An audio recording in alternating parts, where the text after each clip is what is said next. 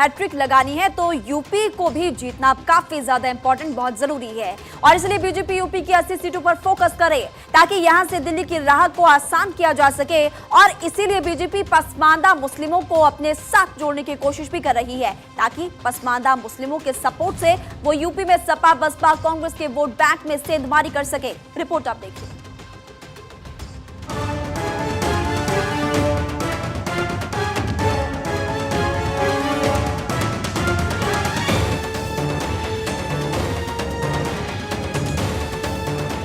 दो 2024 चुनाव को जीतने के लिए बीजेपी कई प्रयोग कर रही है। बीते दिनों की बात करें तो यूपी के निकाय चुनाव में कई पसमानदा मुस्लिमों को टिकट दिया गया था, जिनमें से कई जीत भी गए। देश में बीजेपी और मुसलमानों को लेकर कई तरह की बातें होती हैं। देश में बीजेपी और मुसलमानों को लेकर कई तरह की बातें होती हैं।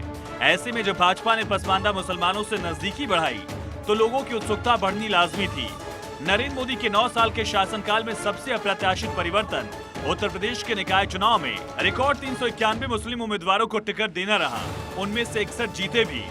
यही नहीं, बीजेपी की सहयोगी पार्टी अपना दल सोनीलाल ने स्वार विधानसभा उपचुनाव में मुस्लिम कैंडिडेट को खड़ा किया, जो जीतने में कामयाब रहा। ये कोशिश भले ही छोटी हो, लेकिन कामयाबी बड़ी है।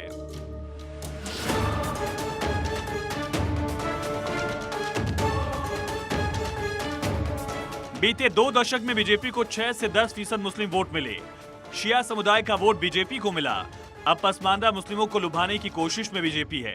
पसमानदा समुदाय से आने वाले दानिश आजाद अंसारी यूपी सरकार में मंत्री हैं। मुस्लिम वोटर्स के 10वें हिस्से का भी वोट मिले तो ये 1.5% वोट होगा। ऐसे में रणनीति अपनाना बीजेपी के लिए फायदेमंद हो सकता है। माना जा रहा है कि 2024 में बीजेपी या तो खुद या सहयोगी दलों के जरिए पसमानदा मुस्लिमों को टिकट दे सकती है। Bureau report, Bharat 24।